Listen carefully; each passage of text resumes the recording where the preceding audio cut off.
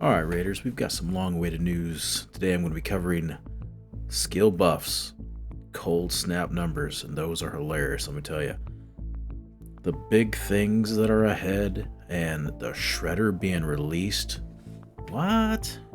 Hey, and don't forget to like and subscribe. I have a goal of 7 subs for this video. If I can reach 7, I'd be a happy man.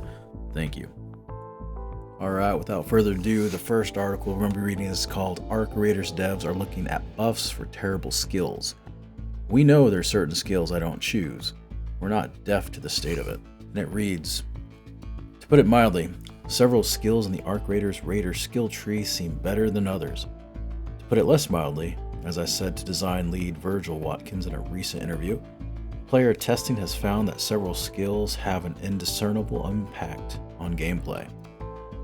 Fortunately, Watkins says Embark is not deaf to the sorry state of these unlovable skills, and buffs are 100% on our radar. I think even internally we know, he says. There are certain skills I don't choose, so yeah, 100%. I'm not going to pretend there aren't some on there that need some work. That'll be something that changes again. I won't say when or in what nature, but we're not deaf to the state of it. The irony here is that Embark can't make all of the skills collectively too good, partly due to the way expeditions work. Completing an expedition and soft wiping your character awards you with up to 5 extra skill points to use in future cycles, at least for now. Until this point, reward eventually caps out. This brings compounding benefits over time, and runs the risk of veteran expedition runners developing a growing advantage over less experienced players. By similar logic, Embark doesn't want level 75 players to absolutely decimate newcomers. This is, presumably, why we don't have skills for things like max health or gun damage. Those should be untouched constants. The closest thing to this is maybe extra stamina, which I think everyone should get. Putting in the time and effort to get more skills should get you a reward and gameplay benefits. But Watkins suggests Embark wants to be careful about letting that reward and that advantage become too big. This is the danger there. And that's why skill points come right up to the line of, do I have a clear advantage over another player, he says? So we'd have to be quite deliberate. The current intent is skill points will not be the reward forever with expeditions. It will cap out at some point to whatever kind of makes sense. The intent is, if you've done enough expeditions to have, say, the full amount of extra skill points available to you, you've got maybe a couple of slight quality life changes, like I can have that little extra stamina and still do security breach, and maybe move quieter. Whatever the constellation of those points you've allocated is. But it shouldn't be like you've maxed out 2 branches of a skill tree entirely, and then not have it matter for the rest. I asked Watkins about any specific skills that might be in Embark's sights for potential buffs, or skills he avoids himself. My mind went to 2 places. Movement skills, which seem to have extremely negligible impacts on your speed or stamina, and melee skills, which do literally nothing when you aren't actively hitting something with a hammer, which is going to be most of the game when most enemies either fly or can instantly deep fry you if you get within hammer range. His mind goes to the latter category. Speaking for myself, maybe someone out there will disagree, but the ones that are centered around melee hits on certain things like taking arc out in one shot and stuff like that, if I recall, back when we were starting to build a skill tree, the way the melee system was then and the way certain things would play out, that was a little more practical. But then once you see how people are actually engaging with the game and the distances at which they prefer to take on stuff, those kind of fell by the wayside a little bit. There's other ones, of course, we can look at adjusting, like some of the ones that, even if you invest the full 5 skill points in them, still don't have a very clear impact on how you actually play moment to moment. Yeah, we can see about what we do with those. Alright, moving on. Will this blow up the server? Arcraiders players are so good at killing Arc that Embark is considering how to escalate PvE, and the dev teases a Shredder escape and the giant walking ones in the background. Spend enough time in Arcraiders maps like Bluegate, and you're sure to notice some abnormally large, amusingly tick-like Arc roaming in the background. Where the Queen and Matriarch are imposing mobile fortresses, these background Arc are basically mountains with legs, and possibly gargantuan machines. I don't think an anvil's going to cut it. Developer Embark Studios doesn't seem ready to drop something of this size on us as yet, but it is cooking up some new arc to make PvE feel dangerous as players master the current suite of robots. Speaking with Games Radar, design lead Virgil Watkins examines the current in-game loop with arc. Kill queens and matriarchs to craft guns that excel at killing queens and matriarchs. I think we are pretty happy with what they are now, but I don't think we can subsist forever on that, he says. I think eventually, if we introduce yet another six-legged, giant spidery robot, it's kind of like, okay, we got it. So yeah, I think it's looking towards where we take those types of experiences in the future to something else or something additional, seeing how we can escalate the experience for the players on the PvE side. Especially because we've seen as players get more advanced with the game, more sophisticated in their approach, or they just understand how to play better, the current set of drones become much less of a threat to them. They've figured out their attack patterns and how to avoid them, or how to deal with them quickly, and things like that. So I think continuing to escalate that is where we're looking at growing next. This framing essentially splits Arc into two groups, the everyday harassers you see on a regular basis, and special ones that only come out for events like Matriarch Assaults. Embark is looking at both groups. But on the higher end, there's just one little problem with dropping those mountain roamers into the map. The game might explode. That is the challenge, Watkins says of Titanic Arc bosses. We want to go wherever's practical for us, or whatever feels fun. But then you start running into the practical side of, will this blow up the server? Can it even support these kinds of things? Our ambitions are definitely large. I'm not going to say that you're going to meet one anytime soon, but obviously, you see the giant walking ones in the background and stuff. That's where we're trying to show some contrast with things as we go forward. Down here, in the reasonably sized realm, Embark is looking at things like, we use the term variance, but it's like, what does this look like with an adjustment to its attack pattern, or weapon loadout, or armor, or things like that, so we can create distinct gameplay changes while using the platforms we have, but trying to avoid just being like, oh, they painted the wasp blue, and here it is. So we want to be a little careful about that. Not to say that simple variants don't have their place, but we want to make sure that they are actually serving a purpose in the ecosystem we have. Watkins was very clear on the future of the newest arc, Shredders, which have been confined to Salamantis thus far. He mentions that they are currently only in this one map, which sounds like a threat to me. I think it's a promise, he says. They'll figure out how to get out of there eventually. Next article. Arc Raiders have released its cold snap numbers and only 8% of raiders managed to finish their Candleberry Banquet. Are you serious? And it reads, I didn't throw one snowball during the Arc Raiders cold snap event. Not at a fellow player and definitely not a rocketeer like some of you absolutely mad lads. Why, you ask? I don't know. I must hate whimsy. But do you know what I hate even more?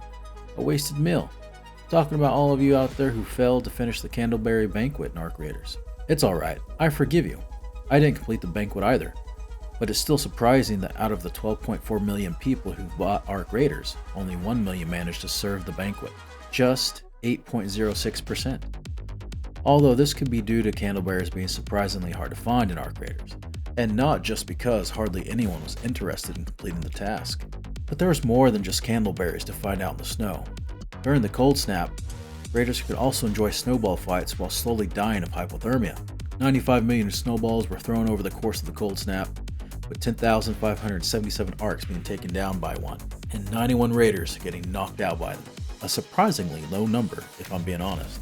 Snowballs only did about 1 damage per hit, so it would take a good sized group and probably all the snow on the map to actually knock someone out with them.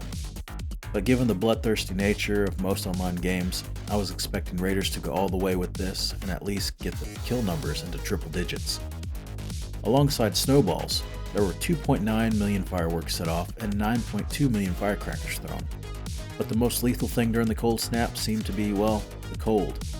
3.5 million players were knocked out due to hypothermia.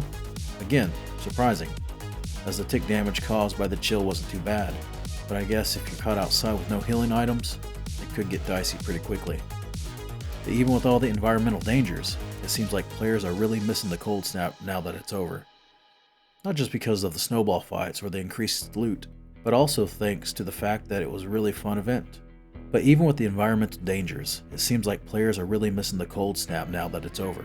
Not just because of the snowball fights or the increased loot, but also thanks to the fact that it was a really fun event. They should have kept the Cold Snap event for longer, even if they removed the project, one player says. The game feels empty with only a few secondary events.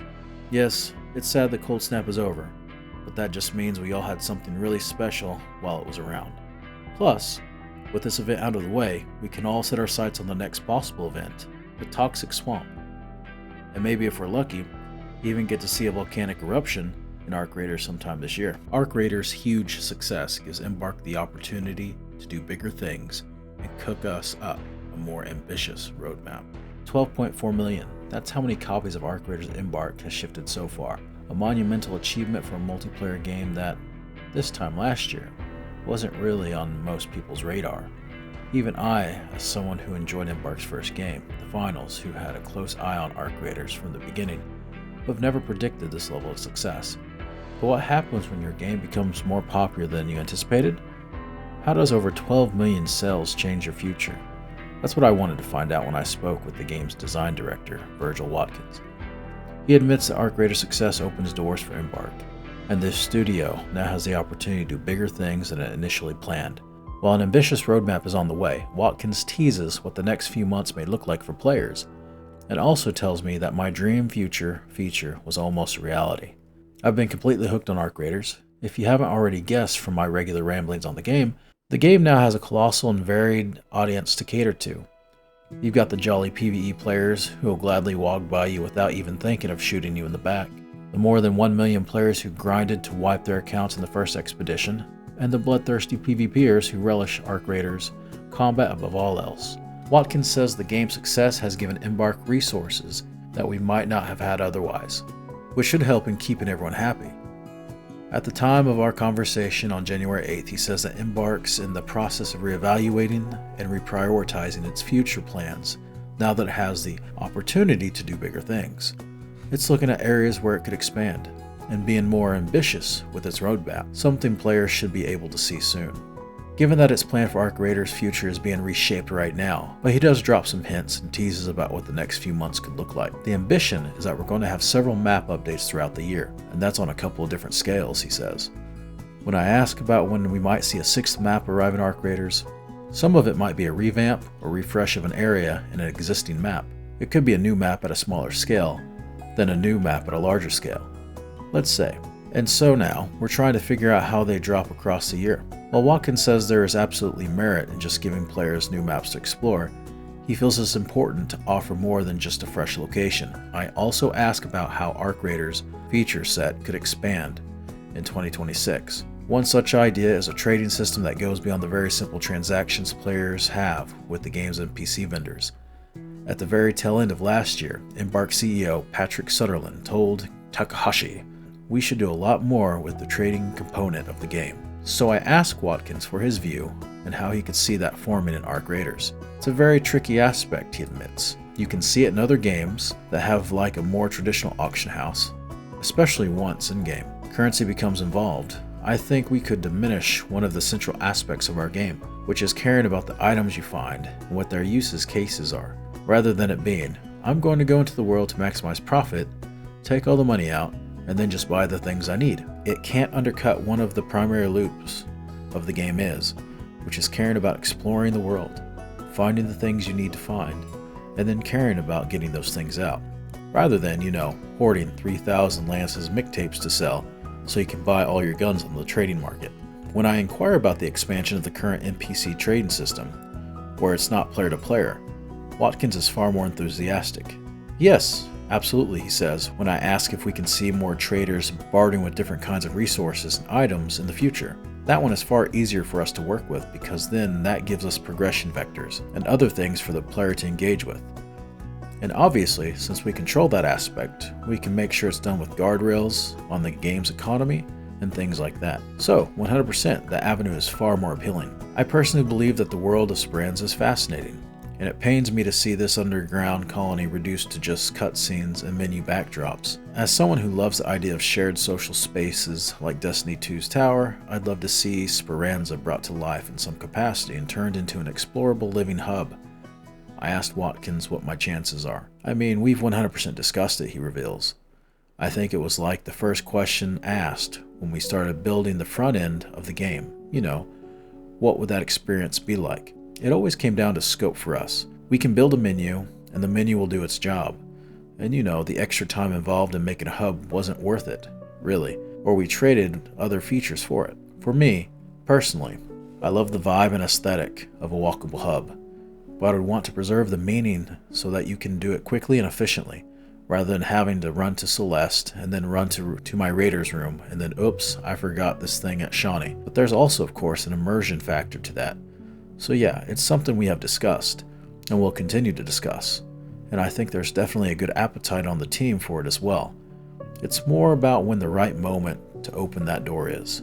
In one final attempt to extract some juicy info from Watkins, I asked him to generally tee up 2026 and how the game might evolve in the coming months. We want to start seeing how we can escalate the experience players are having with their situation with Arc, where it starts, and we're laying the groundwork for it, and where that culminates in some amount of time, he says cryptically. That means giving players new circumstances to be in, and potentially new threats that they're going to have to deal with. You want them to start even questioning a little more whether or not they need to make a tenuous alliance in that moment, or create a nobody gets out alive type situations. Leaning into a bit more of that is where I think we start. I'll let the theory mills start turning on that one.